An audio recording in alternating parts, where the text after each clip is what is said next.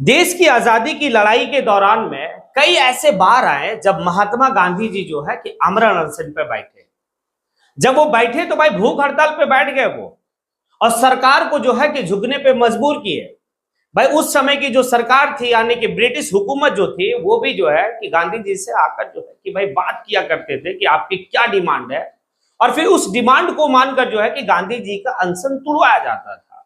लेकिन अभी वर्तमान के समय में 2026 की बात कर रहे हैं कि भाई कॉकरोच जनता पार्टी के द्वारा एक जो है कि भाई मांग रखी गई है वर्तमान की सरकार से कि आप जो है जो भाई शिक्षा मंत्री हैं उनकी इस्तीफा जो है दी जाए। आखिर क्यों जो है कि वो इस्तीफा मांग रहे थे, ये बात आप लोग को अच्छी तरीके से पता है। वो नीट का जो है कि पेपर लीक का मामला था, इस बात को लेकर कॉकरोच जनता पार्टी जो है वह जंतर मंतर पर धरना देना स्टार्ट की है। अनशन मतलब एक चल रहा है, आंदोलन चल रहा है। इसी दौरान में एक साइंटिस्ट सोनम वांगचुक ये जो है कि भाई पिछले 15 दिन से 14 दिन से जो है कि वो भूख हड़ताल पे बैठे, आमरण अनशन पे बैठे हैं। उनकी डे बाय डे जो है कि हालत खराब हो रही है। डिमांड क्या है? डिमांड तो यही है ना कि भाई शिक्षा मंत्री का इस्तीफा, तो फिर इस्तीफा दे दिया जाए ना, या तो फिर ऐसा हो कि भाई इस जो वर्तमान की सरकार जो केंद्र में मोदी जी की सरकार, ये सरकार अभी तक जो है कि वहां पे प्रोटेस्ट करने वाले लोगों से कोई बात करने के लिए नहीं आया है।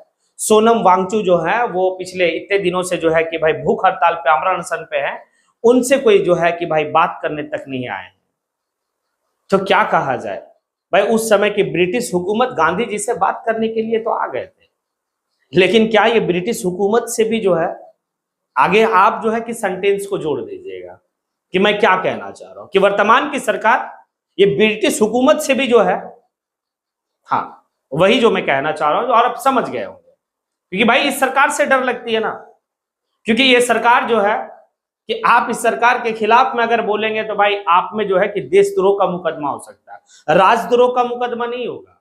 भाई राजद्रोह का मुकदमा है तो बहुत बड़ी बात नहीं है सरकार की जो है कि भाई सवाल सरकार के खिलाफ में बोलना लेकिन यहां पर आपके साथ राष्ट्रद्रोह का मुकदमा लग सकता है।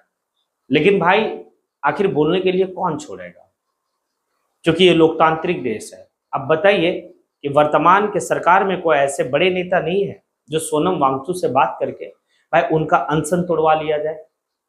अगर वो कल को मर जाते हैं तो फिर क्या होगा? और वो ऐलान भी किए हैं कि आने वाले 20 तारीख को जो है संसद भवन की ओर जो है कि भाई हमारी काफिला चलेगी। खैर देखिए क्या होता नहीं होता, लेकिन हमें इतिहास पढ़ने के बाद तो यही पता चला था कि भाई ब्रिटिश हुकूमत झुक गई थी, तो ये वर्तमान की सरकार क्या है, बस प्रोटेस्ट को जिंदा रखा जाए।